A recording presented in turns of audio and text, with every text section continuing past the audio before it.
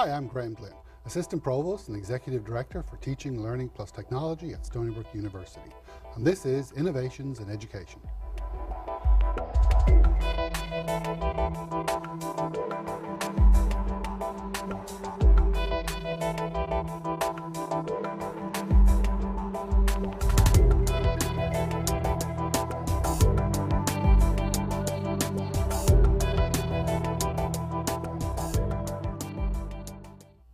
In our show, we feature faculty and staff using innovative approaches to teaching and applications of educational technology that have had a positive effect on student learning.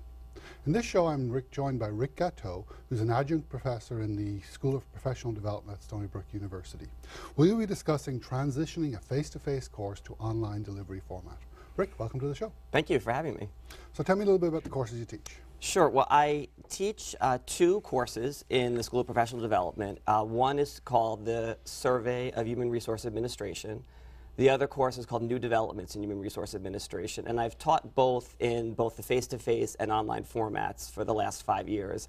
The in-person face-to-face classes technically have about 25 participants, and the online usually about 15 to 18 students. Okay.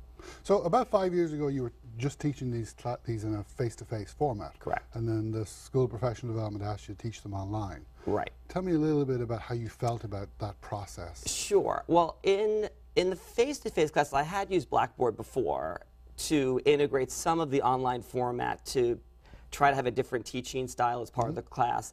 And so when I was approached to teach the class fully online, I had a little bit of trepidation because, for one, from the teaching angle of things, I wasn't sure that I could convert my face-to-face class effectively in the online format entirely. Okay. And I was a little bit concerned, too, from the student response, whether or not I would feel that I'd have the same connection with them in an online format. Okay. Was that connection important to you? It's very important because clearly in the face-to-face class, you're seeing your students on a weekly basis, and that exchange of the nonverbals that you have in the face-to-face, I was concerned that I wouldn't have that in the online class. And I was also a little bit skeptical that would students actually learn as much in the online class as I knew that they were learning in the face-to-face environment. So what process did you go through to convert the face-to-face to online? So, well, the first thing I did actually, it was interesting.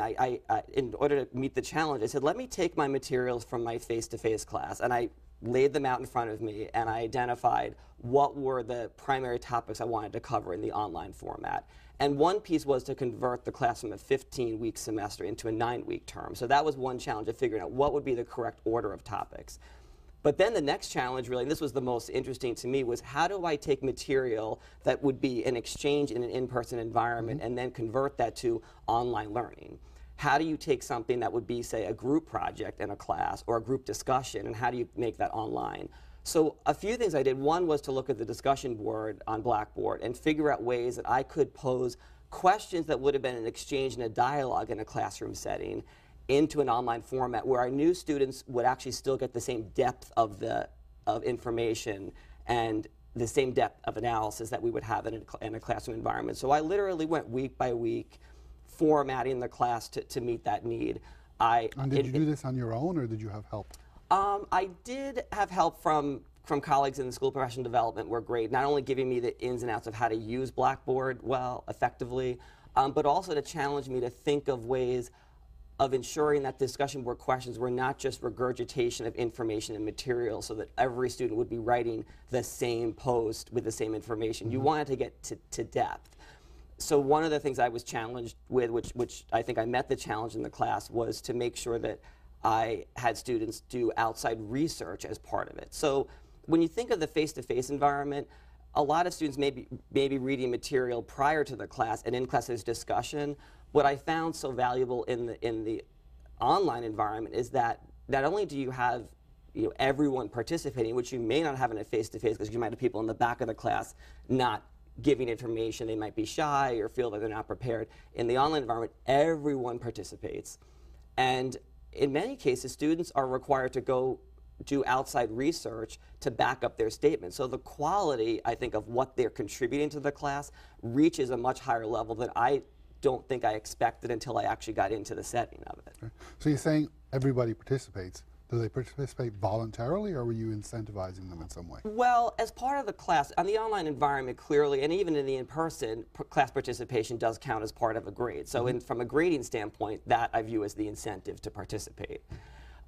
In the online class, the participation part is clearly a larger percentage of the total grade because of the nature of the course.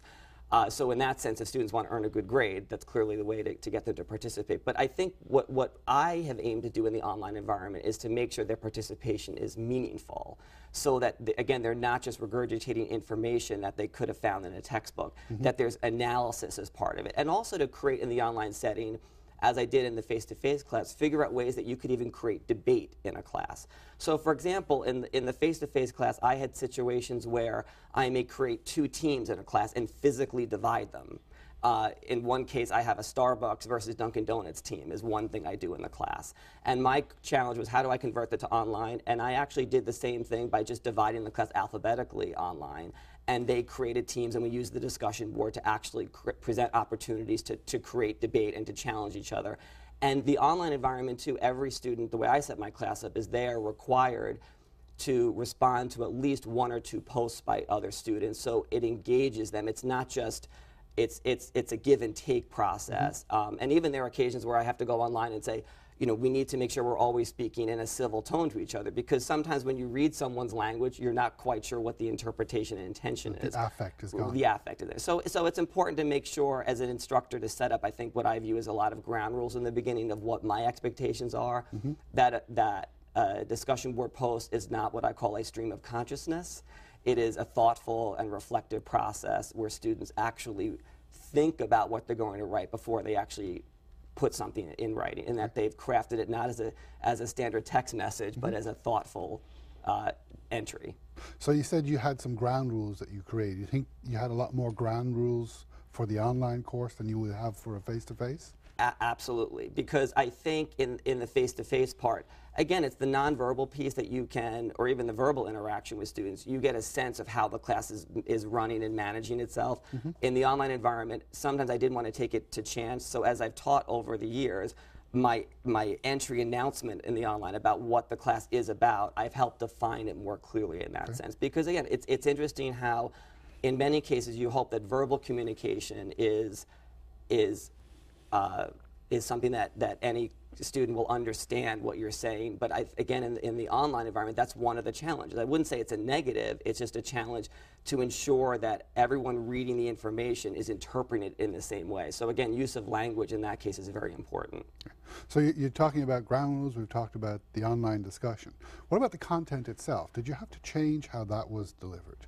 Now, I know you said you had some content in Blackboard for the face-to-face, but even that, did that have to change when the students were totally online and couldn't come to you face-to-face to talk about things? Well, I think clearly in some of the online classes, students are still local in many cases, but I've had students actually who've been abroad even during the time of the class. They were doing work or studying in India, for example. So I don't think I've had to make substantial changes to the class. I would say all the written assignments, for example, that are graded assignments, papers, et cetera, students submit, that really hasn't changed much at all. I think the biggest change I had to make was related to a team project students did. In the Survey of Human Resource Administration class, the face-to-face class, students actually are scheduled to be in teams, and they actually then will do, near the end of the semester, will do an actual presentation in front of the class. And that was my concern, that in the online environment, students don't have that chance to practice oral communication skills. But on the flip side, what they do gain tremendously, I think, are technology skills, for one, and also writing skills. So in that sense, and everyone's gaining the writing skills, because again, everyone has to participate in the online environment. Did you use any synchronous technology? Well, students did use, for example, they use Blackboard. They use blogs, for example, for communication. The way the online presentation actually worked in the end is students actually in their teams. Now, granted, they didn't have the opportunity for face-to-face, so that was, when they write an evaluation at the end of the term, that was one of their biggest criticisms, that I couldn't meet with the person, so how do you get people on board to do a project? But they did use technology, whether it be video technology, PowerPoint, evaluative tools in terms of surveys, to make sure that people who participated in their presentation online, there was no feedback other than question to the group saying, how do I know you learned something from what I just presented? So some groups use Flashlight or other products, for example, to do surveys to ensure the learning outcomes of their particular presentation, which in a sense, in the face-to-face environment, the goal is usually that students, when they're presenting in front of a group, they're getting the feedback initially. Again, that nonverbal is something you see in the face-to-face. The online, you need to find other strategies to ensure that students are really understanding the concepts you're trying to communicate.